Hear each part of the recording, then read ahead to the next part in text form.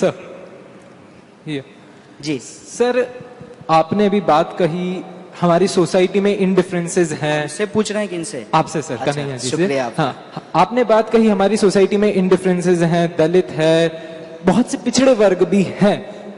एक मुद्दा है, शायद आपने बात नहीं की अभी तक, या मैं उस पर आपका विचार जानना चाहूंगा कि हमारे देश में रिजर्वेशन एससी के लिए, एसटी के लिए एक बहुत बड़ा मुद्दा बन चुका है। और यूथ में, अगर मैं मुंबई यूनिवर्सिटी में पढ़ रहा हूँ, कॉलेज स्टूडेंट हूँ, 19 साल का हूँ, हमारे बीच में काफी बातें ये हैं कि अगर रिजर्वेशन होना चाहिए बहुत सही बात है, लेकिन जाति पे क्यों, किसी के सरनेम पर क्यों रिजर्वेशन है? अगर रिजर्वेशन देना चाहिए तो उसकी क्वालिफिकेशंस पर, कि उसने कितना पढ़ा है, कितना अच्छा नंबर लाया है, या रिजर्वेशन होना चाहिए कि उसके घर वाले या उसका सोशल बैकग्राउंड इतना सक्षम है या नहीं है। आप लड़ रहे हैं, बहुत अच्छी बात है, तो इस बात के लिए लड़ाई क्यों नहीं? दूसरी चीज मैं आपसे पूछना चाहूंगा, आज आप पूरे देश में स्टूडेंट पॉलिटिक्स का एक चेहरा बन चुके हैं। अगर स्टूडेंट, कोई भी यूनियन स्टूडेंट पॉलिटिक्स में अगर कोई देख रहा है तो वो आपका एक चेहरा देख रहा है। तो आप मेन स्ट्रीम पॉलिटिक्स में आना चाहेंगे या नहीं आना चाहेंगे? एक क्वेश्चन और है, मुंबई यूनिवर्सिटी, दो काफी है। Please sir, this is last question. Mumbai में स्टूडेंट पॉलिटिक्स एक तरीके से बंद है, तो इसके लिए क्या आप कुछ करना चाहेंगे? क्योंकि आपका मानना है कि स्टूडेंट पॉलिटिक्स होना बहुत जरूरी है, तो आप इसके लिए अगर कुछ करना चाहेंगे तो वो सवाल। Thank you. देखिए, आपके सवाल बहुत अच्छे हैं, पता नहीं जवाब अच्छा लगेगा कि नहीं।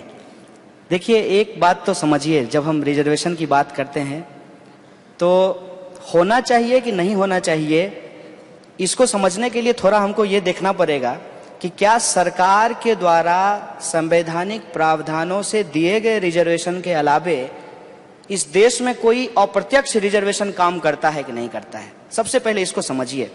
मसलन चलिए कल सर्वे करेंगे आपके साथ, ये जितना भी नाली साफ करने का काम करते हैं ना, उसमें खोज के बताइएगा मुझे कि कौन जाति के कितने लोग हैं। और दूसरा, मंदिर का जो पुजारी होता है ना, उसका भी एक कास्ट एनालिसिस करेंगे और पूछेंगे कि उसमें किस जाति के कितने लोग हैं।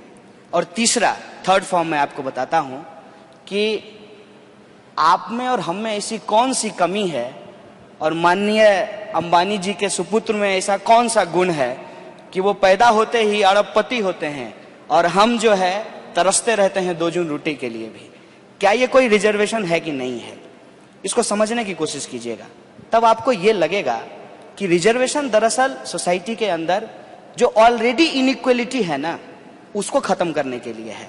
ऐसा नहीं है कि उससे कोई और इनइक्वलिटी सोसाइटी में पैदा करना है। लेकिन पैदा कैसे हो जाता है? पैदा इसलिए हो जाता है कि जिसको रिजर्वेशन का लाभ मिला है उसको पॉइंट आउट करके हम बताते हैं कि देखो, इसको रिजर्वेशन देने की क्या जरूरत है। चलिए इस आंकड़े पे भी बात कर लेंगे। हम पूछते हैं कि जब इस देश के अंदर मात्र 2% जॉब जो है वो सरकारी संस्थानों में है, 98% जॉब जो है वो प्राइवेट संस्थानों में है, और प्राइवेट संस्थानों में कोई रिजर्वेशन नहीं है, तो मुझे बताइए कि रिजर्वेशन से इनइक्वलिटी कैसे आ रही है? रही बात कि कास्ट के आधार पे क्यों, उसका एक कारण मैं आपको बताता हूं कि हिंदुस्तान में रिजर्वेशन जो दिया गया वो इकोनॉमिक आधार पे नहीं दिया गया, सोशल और एजुकेशनल बैकवर्डनेस के आधार पे दिया गया।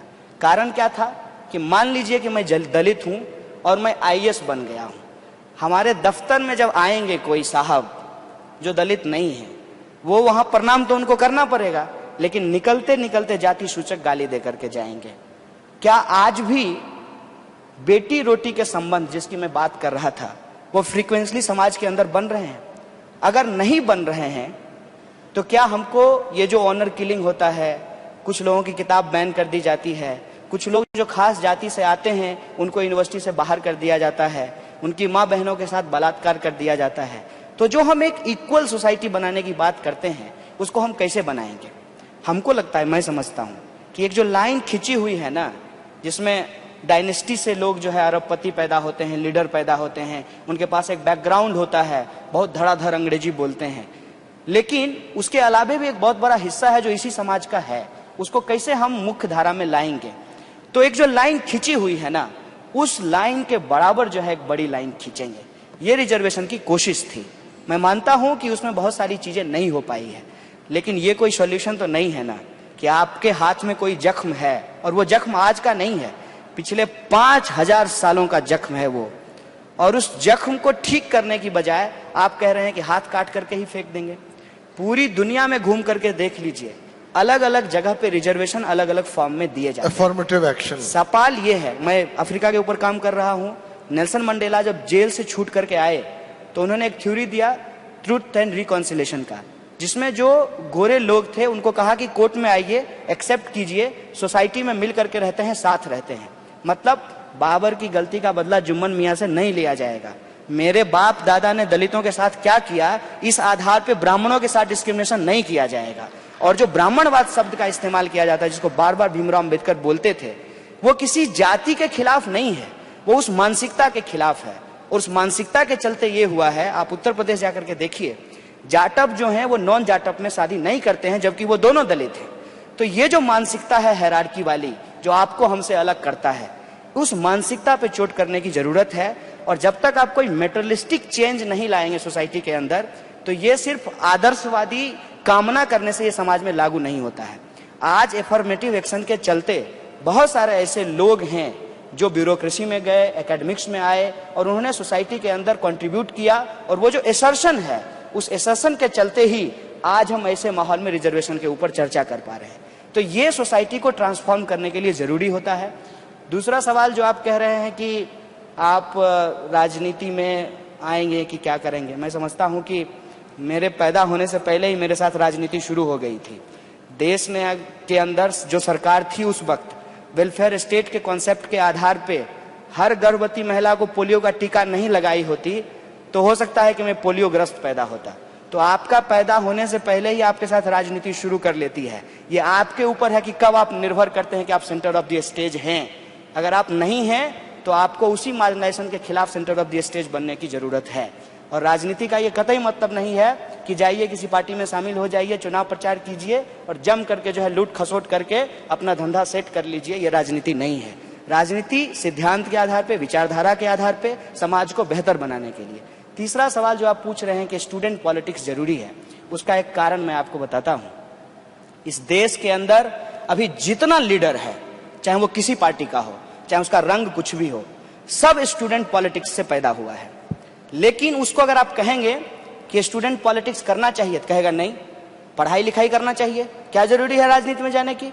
तो आपको पूछिएगा कि आपके दफ्तर में भगत सिंह की फोटो लगी हुई है, भगत सिंह भी किसी कॉलेज के टॉपर थे, लेकिन देश के अंदर जो समस्याएं थी उसके ऊपर वो लड़ते भी थे और नौजवानों को संगठित भी करते थे। तो कहेगा तुम तो राजनीति कर रहे हो। हम कहते हैं कि जब समाज की बेहतरी के लिए राजनीति करना जरूरी है, और आप जो एक डायनेस्टी करेंगे कि माने नेताजी का बेटा नेता होगा, कलेक्टर साहब का बेटा कलेक्टर होगा, लेकिन किसान का बेटा किसान नहीं होगा, ये जो परिस्थिति पैदा की गई है। देखिए, दोनों काम है, दोनों प्रोफेशन है, लेकिन किसान का बेटा किसान नहीं होना चाहता और नेताजी का बेटा नेता होना चाहता है।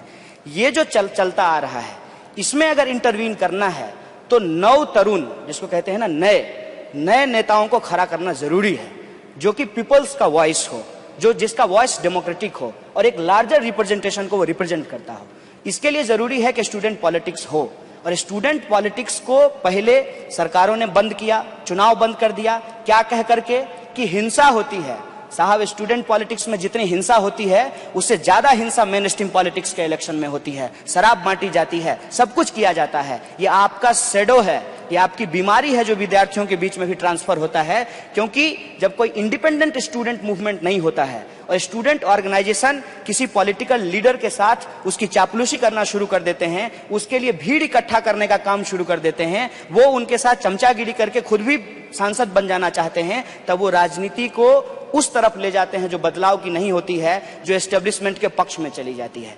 स्टूडेंट पॉलिटिक्स हमेशा एस्टेब्लिशमेंट के खिलाफ खड़ा होता है। याद कीजिए हिंदुस्तान के अंदर छात्र राजनीति के इतिहास को, सती प्रथा के खिलाफ अगर सबसे पहले कोई खड़ा हुआ तो विद्यार्थी खड़ा हुआ, विधवा विवाह के पक्ष में अगर कोई खड़ा हुआ तो विद्यार्थी खड़ा हुआ, और अंग्रेजों से लड़ने को लेकर के भी अगली कतार में जो सबसे पहले किताब कॉपी छोड़ करके गांधी जी के साथ और भगत सिंह के साथ जो शामिल हुए वो विद्यार्थी थे। मैं समझता हूं कि विद्यार्थी को इस लेगेसी को आगे ले जाने की जरूरत है। और बेशक हर एक जगह बोलना चाहिए कि मैं एक सिटीजन हूं और राइट टू यूनियनाइज हमारा एक कॉन्स्टिट्यूशनल राइट है। हम अपना यूनियन चुनेंगे क्योंकि हमारा यूनियन हमारी ताकत होगी और हम मैनेजमेंट को झुका करके विद्यार्थियों के पक्ष में जो है नीति बनवाएंगे। तो जो यूनिवर्सिटीज में पॉलिटिक्स आ गई है पॉलिटिकल पार्टीज की, उसके आप खिलाफ है? नहीं, ये इसको थोड़ा समझना है। होता क्या है कि जो मेन स्ट्रीम पॉलिटिकल पार्टी है वो अलग अलग विंग बना लेती है, जैसे महिला विंग, मजदूरों का विंग, किसानों का विंग, अलग अलग विंग बना लेगी। और उनको पूछिएगा कि साहब महिला रिजर्वेशन होना चाहिए, तो नेताजी बहुत जोर जोर से बोलेंगे एकदम 33% रिजर्वेशन होना चाहिए, और वो मंच होगा महिला फेडरेशन का। और जब आप अगला सवाल उनसे पूछेंगे कि आपके पॉलिट ब्यूरो में 33% रिजर्वेशन क्यों नहीं शामिल हुआ है, आप जो टिकट बांटते हैं उसमें 33% महिलाओं को टिकट क्यों नहीं देते हैं, पार्लियामेंट से पहले आप अपनी पार्टी में 33% रिजर्वेशन दे दीजिए। तो ये जो उनका दोहरा व्यवहार है कि वो कहेंगे कि हम मदर ऑर्गेनाइजेशन है, और ये तमाम जो मास ऑर्गेनाइजेशन है, ये मास ऑर्गेनाइजेशन हमारी राजनीति को आगे बढ़ाने के लिए है। लेकिन वो जब अपनी इंडिपेंडेंट पॉलिटिक्स करना शुरू करते हैं, आप देखिए कितना मजेदार है कि कांग्रेस सरकार में थी यूपीए 2 के वक्त, और इंटक जो है वो हड़ताल पे थी, रोड पे उतरी हुई थी। अभी बीजेपी सरकार में है और बीएमएस भारतीय मजदूर संघ वो स्ट्राइक का कॉल देता है, फिर स्ट्राइक के कॉल को वापस ले लेता है जो हड़ताल सितंबर में हुआ था। कहने का मतलब ये है कि मास मूवमेंट इंडिपेंडेंटली पॉलिटिकल जो मेन स्ट्रीम पॉलिटिकल पार्टीज है उससे इंडिपेंडेंटली सोसाइटी के अंदर होते रहना जरूरी है।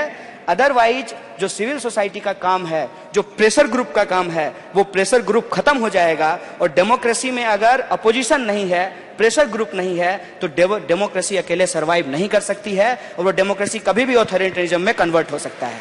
इसीलिए ये जरूरी होता है हम किस मतलब जो भी चीजें आप हैं कह रहे हैं, तो नहीं। आप जो बात कह रहे हैं ठीक है, पर इसमें कोई दो राय नहीं है कि आज विश्वविद्यालय की पॉलिटिक्स में मेन स्ट्रीम पॉलिटिक्स ने हस्तक्षेप कर दिया है, और जो स्टूडेंट्स विंग्स भी हैं वो पॉलिटिकल पार्टीज की विंग्स हैं। पर इसको अब हम इस वक्त यहाँ ही छोड़ते हैं। आप एक नई मुहिम इन सबसे अलग शुरू कर रहे हैं, बड़ी अच्छी बात है।